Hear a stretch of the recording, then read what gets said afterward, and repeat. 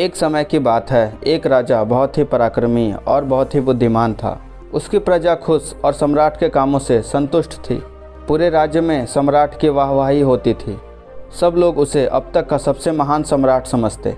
उस सम्राट का एक बेटा भी था जो कि अपने पिता की ही तरह महान बनना चाहता था, लेकिन श्रेष्ठ और अच्छा उत्तराधिकारी बनने की कोशिश में वो अक्सर कोई न कोई गलती कर बैठता और फिर यह सोचकर चिंतित रहता कि लोग मेरे बारे में क्या सोचते होंगे। वो अक्सर अपनी गलतियों के लिए खुद को कोसता रहता और अपना ज़्यादातर समय इसी चिंता में बिता देता कि लोग क्या कहेंगे। अपने इस आदत की वजह से वह कई बार अशांत और हताश हो जाता। उसी राज्य में एक बहुत ही प्रसिद्ध बौद्ध भिक्षु भी रहा करते थे जो कि अपने बुद्धिमत्ता के लिए जाने जाते थे। एक दिन सुबह सुबह राजकुमार उस बौद्ध भिक्षु के यहाँ पहुँच गए और जाकर अपना सारा हाल सुनाया। भिक्षु ने पूरे ध्यान से राजकुमार की बात सुनी। फिर अंत में राजकुमार ने भिक्षु से कहा, आप मुझे कोई ऐसा तरीका बताइए जिससे मैं अपने मन को वश में कर सकूं, अपने मन को शांत कर सकूं। भिक्षु ने कहा, राजकुमार, यह काम बड़ा कठिन है। क्या आप इसकी कीमत चुकाने के लिए तैयार हैं?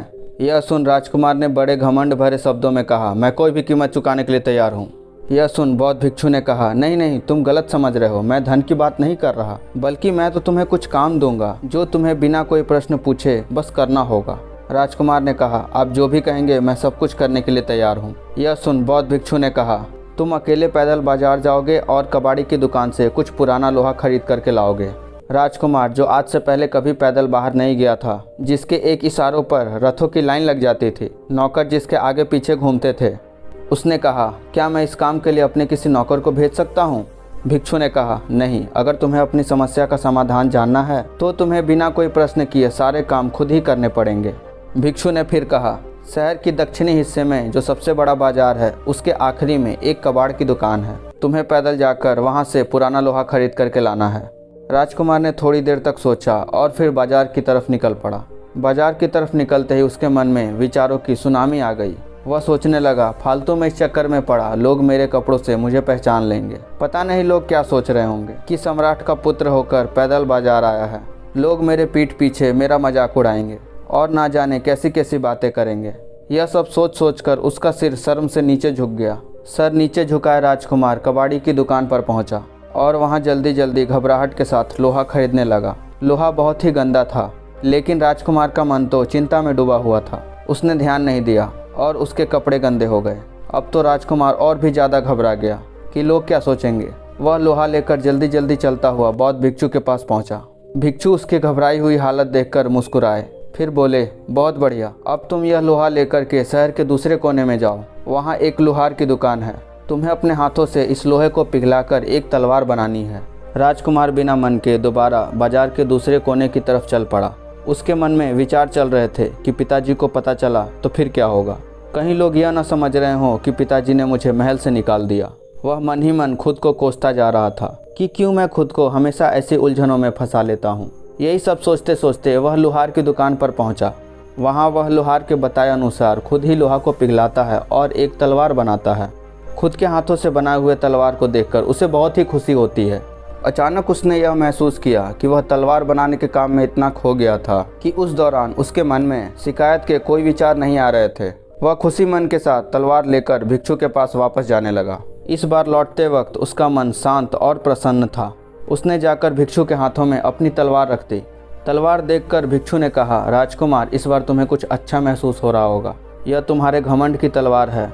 यह सुन राजकुमार थोड़ा सा चौंका, लेकिन वह कुछ समझा नहीं। फिर भिक्षु ने कहा, ठीक है, अब तुम एक आखिरी काम और करो, फिर मैं तुम्हें रहस्य बताता हूँ। तुम वापस बाजार जाकर लोगों से पूछो, क्या उन्होंने तुम्हें थोड़ी देर पहले यहाँ देखा, और अगर देखा है तो उन्होंने तुम्हारे बारे में क्या सोचा। राजकुमार वापस बाजार गया और बहुत से लोगों से पूछा कि आपने मुझे थोड़ी देर पहले यहाँ देखा है। ज़्यादातर लोगों का जवाब था, नहीं, मैंने आपको नहीं देखा। फिर राजकुमार ने बाजार के सबसे पहले दुकान से पूछा। दुकानदार ने कहा, हाँ, मैंने आपको देखा तो था, लेकिन सुबह सुबह दुकान में बहुत सा काम होता है और ग्राहकों का भी आना जाना लगा रहता है, इसीलिए मेरे पास ज़्यादा कुछ सोचने का समय नहीं था। बस आपको देखा और अपने काम में लग गया। किसी ने भी राजकुमार और उसकी घबराहट पर ध्यान नहीं दिया। राजकुमार ने कबाड़ वाले से भी पूछा तो उसका जवाब था, मुझे लगा तो था कि आप बड़े संपन्न घराने से हो, लेकिन मेरे भाई, इसके आगे मैंने और कुछ नहीं सोचा। बाजार के लोगों से ऐसी बातें सुनकर राजकुमार को लगा जैसे किसी ने उसके सर का सारा बोझ हल्का कर दिया हो। वह खुशी से झूमता हुआ बौद्ध भिक्षु के पास पहुंचा और उन्हें सारी बात बताई। सारी बात सुनने के बाद भिक्षु ने गंभीर होकर के कहा, आज इस घटना से तुमने 3 चीज़ें सीखी। पहली, हम अपनी गलतियों को, कमियों को जितनी गहराई से देखते हैं उतनी गहराई से कोई नहीं देखता।